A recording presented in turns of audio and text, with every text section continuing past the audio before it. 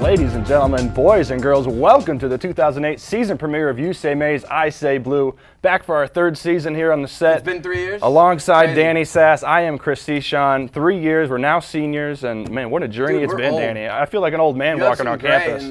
I do. I actually noticed a few hairs last week, so you know it's tough. But me and Danny, we're back. We're batteries are charged, ready to go for another great school year here in 2008, our senior year. Danny, you know how we start. Let's act like we know what we're doing this show here, huh? You can go ahead and say maize. I'm going to say blue, as in, Danny, I know my shirt's not blue, but it is yellow, and it's the very first shirt I ever wore on You Say Maize, I Say Blue. Chris, you thought I'd mention that so the audience knows. Blue. I'm going to say maize, and I am just absolutely amazed that you still remember that. But you always were big on the whole fashion thing. I remember what I wear, you know. You got to keep things together. For now, though, I log it in my journal. Enough about the wardrobe. Let's jump straight in. This is into a sports show. Show. Let's go, yeah. So enough on the fashion. We'll leave that to the entertainment crew. We will talk some sports, and we're going to kick things off with some Ryder Cup.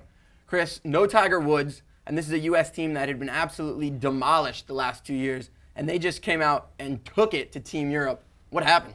Man, they came out. It all starts with the captain, Aze. You know, they came out and they played golf the way you have to play in the Ryder Cup, and that's without pressure, without tension in your body. Come out loose, come out, have some fun, enjoy the game, enjoy the moment. 37th annual Ryder Cup, and what a one it was for the U.S. to win by 5 points. I'm going to give you a name here, Danny. Boo Weekley. Boo was fun. Was that fun or what? Not watching this guy in the chorus, the little Happy Gilmore ball dance. Yeah, on Sunday at the Ryder Cup. Are you kidding me? Where's the golf and the sportsmanship and you know what you Chris, call it? It was great though. You know, forget the sportsmanship and forget traditional golf. You know, this is the Ryder Cup. We saw it with Justin Leonard back in '99 when his antics got a little bit criticized. But here's a kid, Boo Weekley, young kid from Florida, playing in the South. You know, this was his element. To be loose like that, to remove all tension, all pressure, and keep in mind, this is a U.S. team that lost by 9 points the last 2 Ryder Cups. He came out, he brought some fun to this whole event, and it showed. You know, Europe had cut the lead to 1 on that final day. Weekley came out, had some fun, took the pressure off him. Plus, Kenny Perry, I think it's that whole, you mentioned it, the Southern mentality. You had guys like Weekley, J.B. Holmes off from the South, Kenny Perry, the 48-year-old who made it his goal to qualify for the Ryder Cup this year at age 48. You know, they brought this Southern mentality, plus they played in the course in Louisville, and it just seemed like, you know, it was a whole camaraderie and just a fun atmosphere around the whole event. And, you know, it seemed like the U.S. was in control right from the get-go there Friday morning, which, you know, hasn't happened in over 20 years, I believe. And for them to come out like this, just a great statement. And plus, it sets the scene for the Ryder Cup 2 years from now. You know, maybe the U.S. is back on the rise. You know, maybe Chris, bring Tiger and they'll be better. I'm not going to lie, you know, I didn't watch Friday, I didn't watch Saturday. I don't really care about golf that much. But on a football Sunday, I was watching the Ryder Cup. Yeah. And I was pretty, you know, here's a team, you know, a U.S. team who had absolutely demolished. I say that again, 9-point deficit. We're talking. Plus, there's nobody on the team. Who's on the team? Nobody. No Tiger. You know, Anthony Kim, Phil Mickelson. And Mickelson didn't even play that. Guys, the average golf fan hasn't heard of. They took this sport, they made it fun again, and it was cool. Yeah. Fantastic. All right, well, let's get down to sport that's coming down to the end. Baseball. October is just a week away, Danny.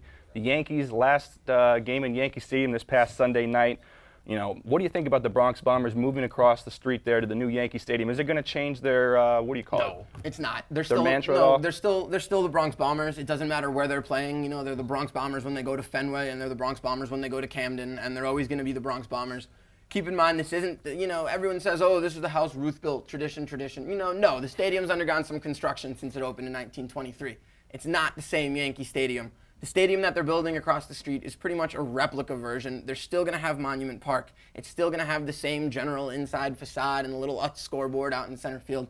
So really, you don't think this starts a new era though with the Yankees? I think, keep in mind, it's the last season, 13 years in a row now they've made the postseason, right? And they probably would have made it before the '94 lockout.